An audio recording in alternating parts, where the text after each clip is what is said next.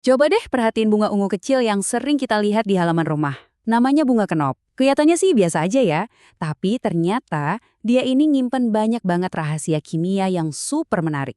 Nah, kali ini kita bakal jadi semacam detektif ilmiah buat ngebongkar apa aja sih isi di dalamnya berdasarkan penelitian dari Ayu Meida Arianti.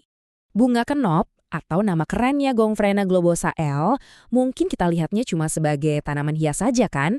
Tapi jangan salah, di balik penampilannya yang cantik, ada potensi yang tersembunyi loh. Ternyata, dari dulu bunga ini udah sering dipakai dalam pengobatan tradisional loh. Nah, hal ini nih yang bikin para ilmuwan jadi penasaran. Nah, ini dia pertanyaan utamanya. Senyawa kimia apa sih yang bikin bunga ungu ini begitu berkhasiat? Yuk kita bareng-bareng ikuti proses ilmiahnya untuk memecahkan misteri ini. Oke, siap? Misi investigasi ilmiah kita resmi dimulai. Kita bakal lihat gimana para peneliti mengungkap satu persatu kandungan kimia yang ada di dalam bunga kenop ini. Nah, alat utama yang dipakai para detektif ilmiah ini namanya screening fitokimia. Gampangnya gini, bayangin aja ini kayak proses interogasi sebuah tanaman buat tahu daftar lengkap senyawa kimia yang ada di dalamnya. Ini adalah langkah pertama yang krusial banget. Misi ini spesifik banget ya. Jadi peneliti nggak asal nyari senyawa gitu aja. Mereka secara khusus memburu 6 kelompok utama yang memang udah dikenal punya efek biologis. Tujuannya jelas, mengidentifikasi siapa aja nih tersangka utama di dalam bunga ini.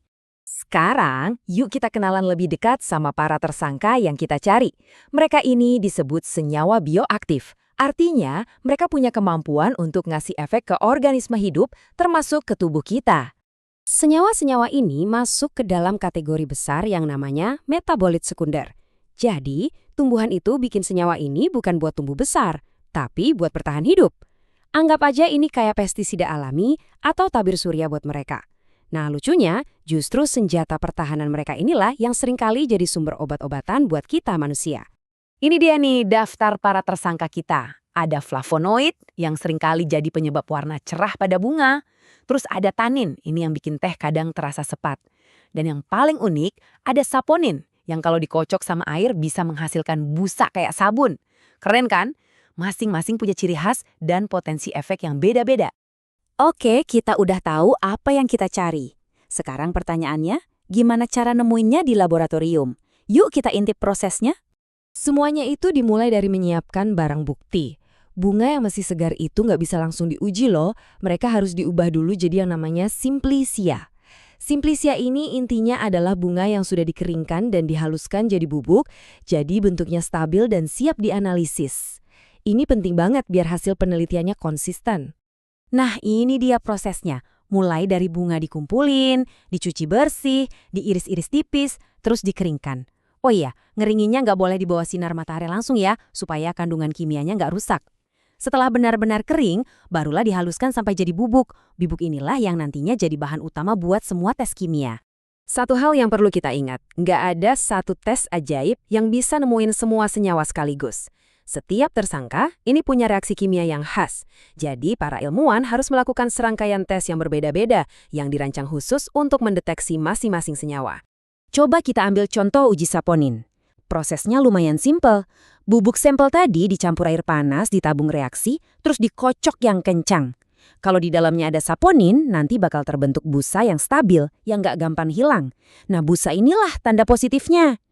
Tes-tes serupa dengan bahan kimia yang berbeda juga dilakukan buat mengidentifikasi senyawa-senyawa yang lain. Oke, setelah semua proses panjang di laboratorium selesai, apa sih kesimpulannya? Dan yang lebih penting lagi, kenapa penelitian kayak gini tuh penting banget buat kita? Yuk kita lihat. Nah, ini dia gunanya. Pertama, penelitian ini membuktikan secara ilmiah kalau penggunaan bunga kenop buat obat batuk atau asma secara tradisional itu ternyata bukan mitos, tapi ada dasarnya. Kedua, ini bisa jadi langkah awal untuk mengembangkan obat-obatan modern yang baru. Dan yang gak kalah penting, temuan ini jadi referensi yang sangat berharga buat para ilmuwan lain di seluruh dunia. Pembahasan ini benar-benar ngebuka mata kita ya, bahwa tanaman yang sering kita anggap biasa aja, bisa jadi sebenarnya adalah sebuah apotek alami yang lengkap. Ini jadi bikin kita mikir, kira-kira rahasia apa lagi ya yang tersembunyi di halaman belakang rumah kita, yang masih nunggu buat diungkap oleh sains?